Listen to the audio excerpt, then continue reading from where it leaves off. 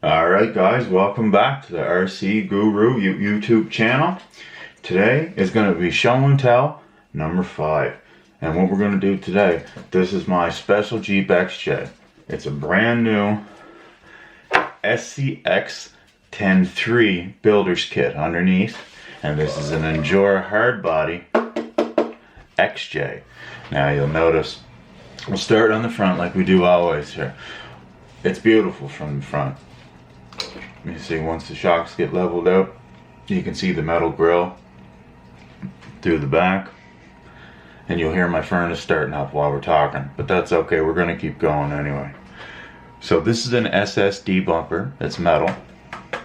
It's called an SSD wide. It's for scx10 2 3 1 whatever has the two pins in the, like the two round pins. Like a TRX will have square, but these are metal and they're round. And then you'll notice the Hardbody has details like the windshield wipers, it has mirrors, it has a snorkel on it. This is a Pro Line 5-inch light bar. And the B-roll, you'll be able to see all the beautiful stuff on the top. I did a few swing bys and whatnot.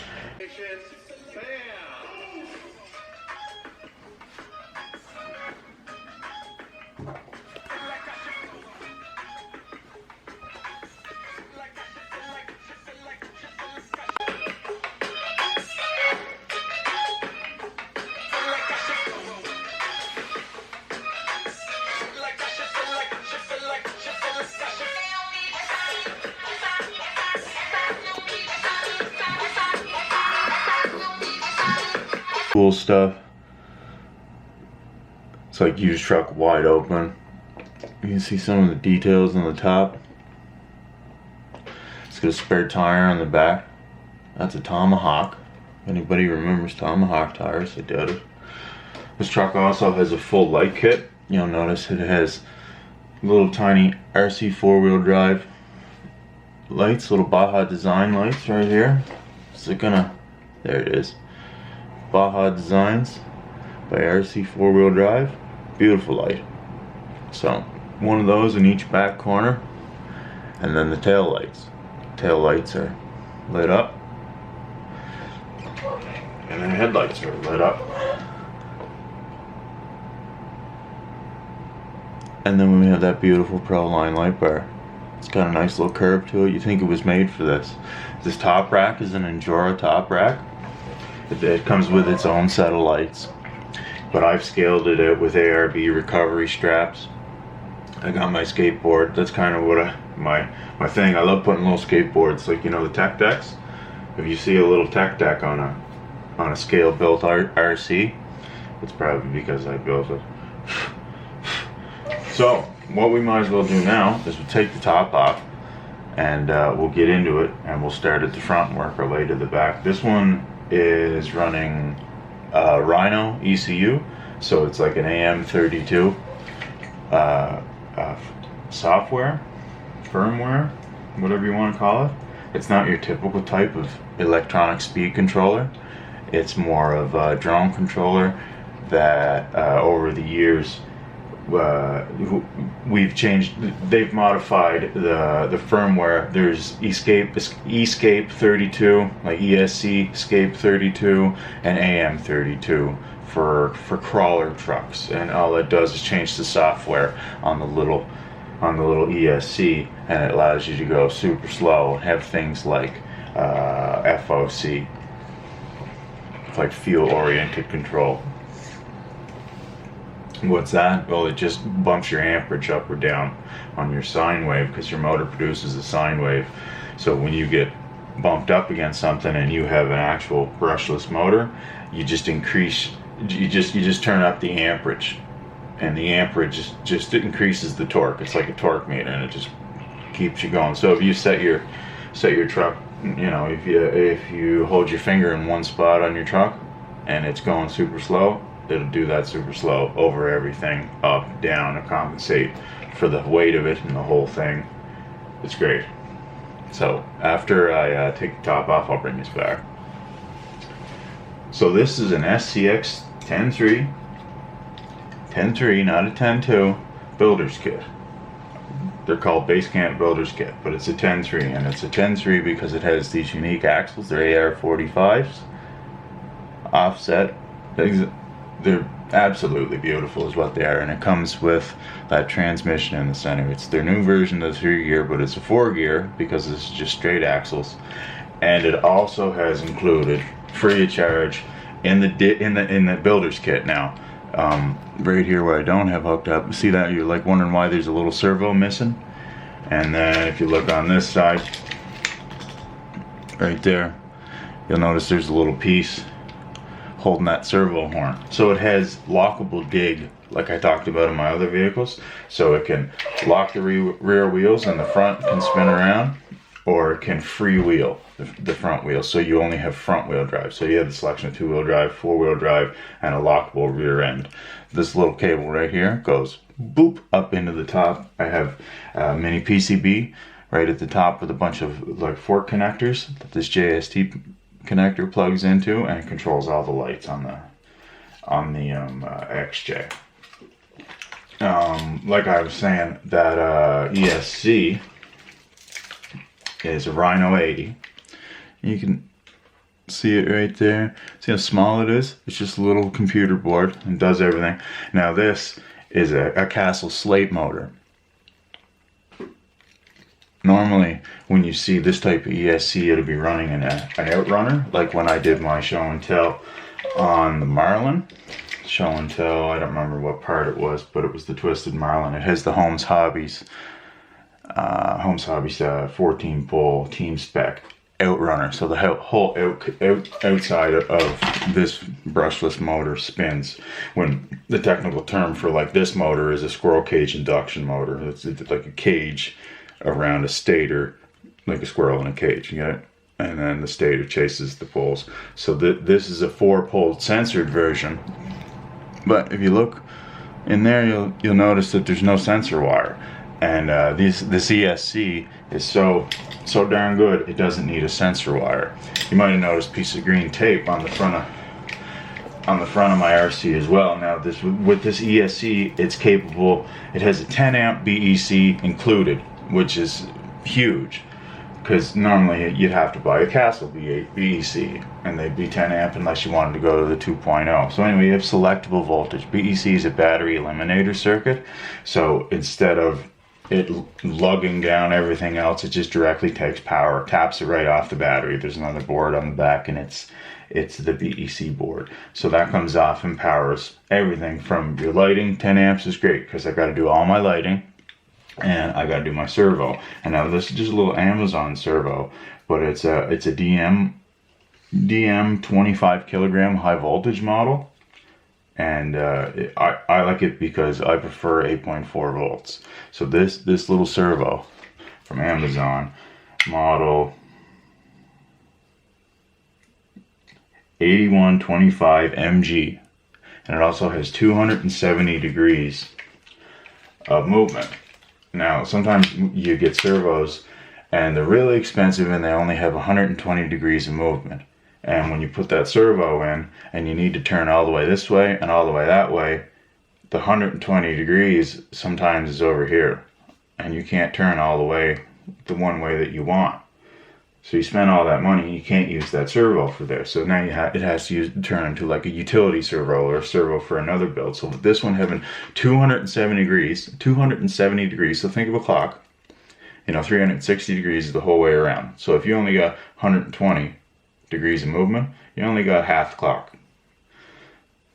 With 270, you got 3/4, and plus it goes up to 8.4 volts. It's metal gear, and it's 25 kilograms, which is great for this. This is a fairly heavy rig, and even this little Amazon servo is great.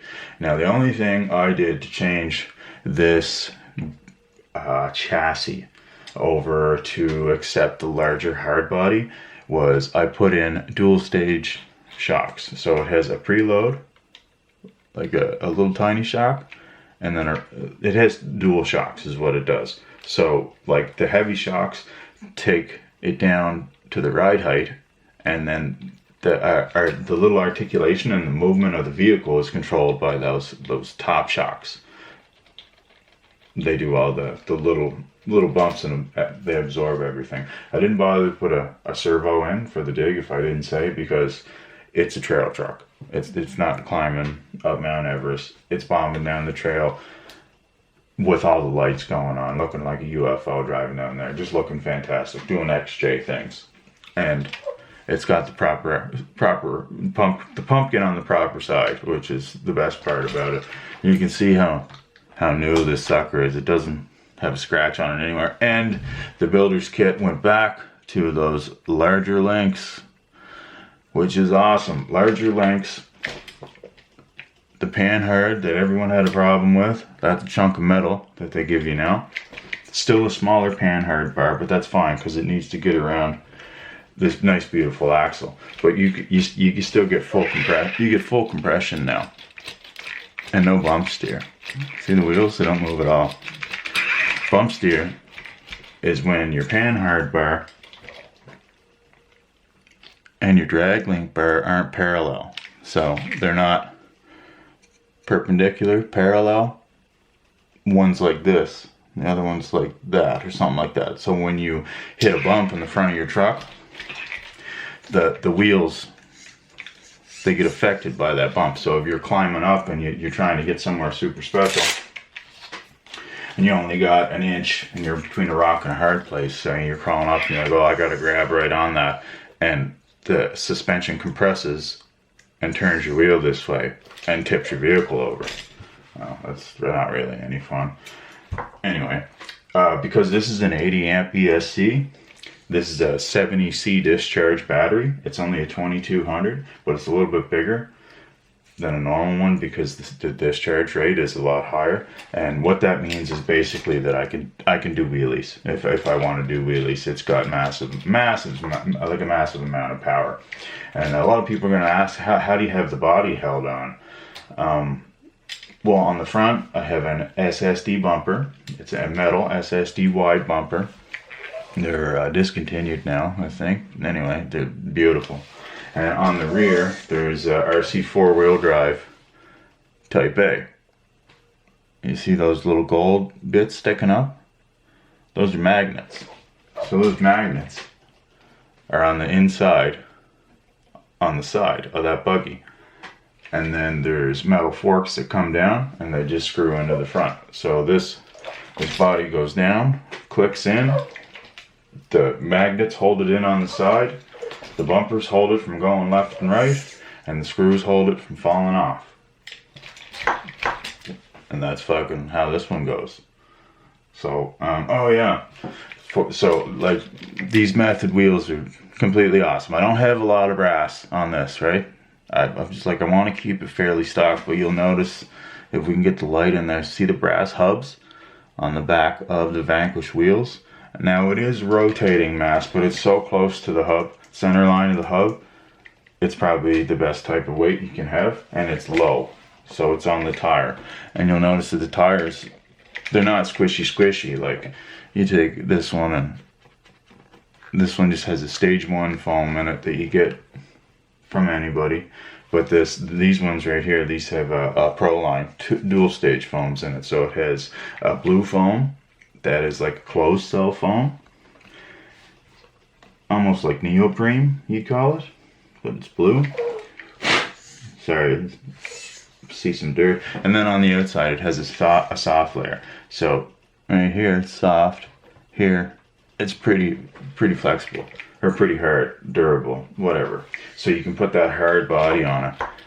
And the tires, they don't flatten right out. They can support anything they want. So on the rear, there's a medium outside. They're both firm insides because it's got to take the same load back and front. But there's a medium in the back because, you know, it's obviously more weight. And there's light outsides on the front.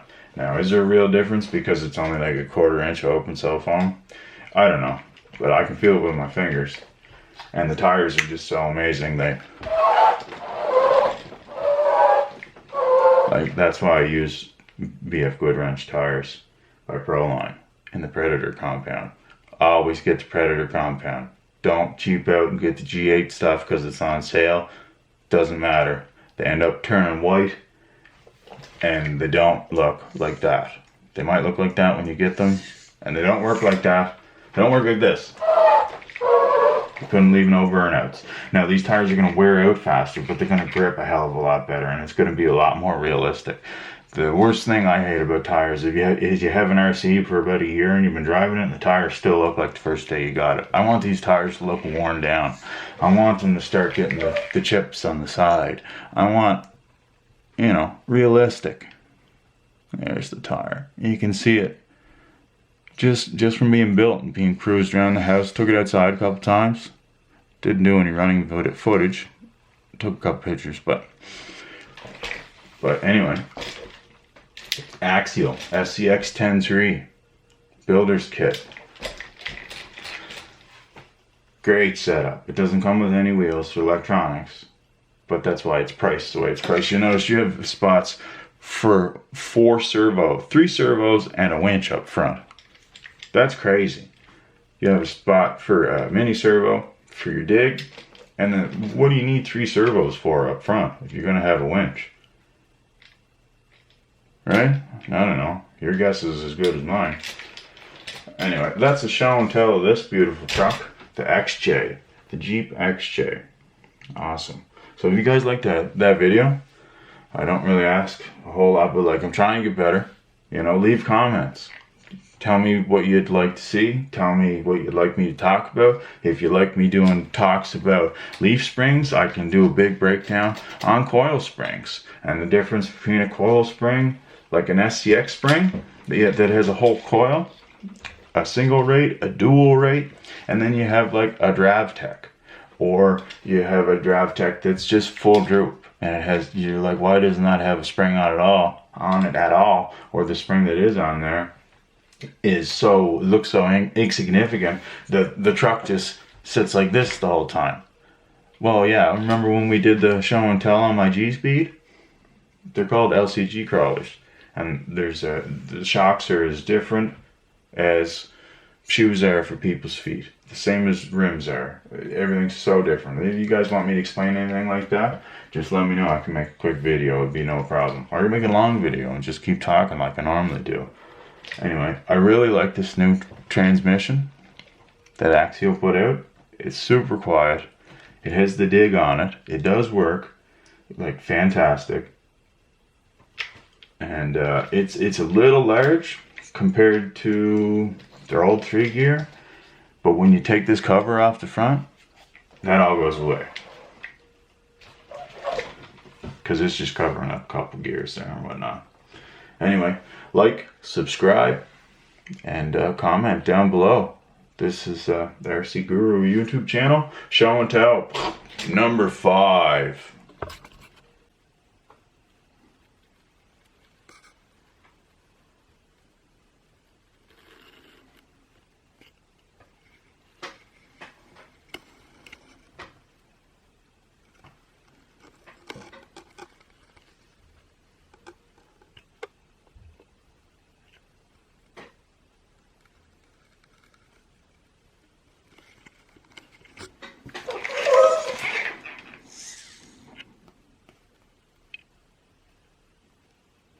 Like and subscribe.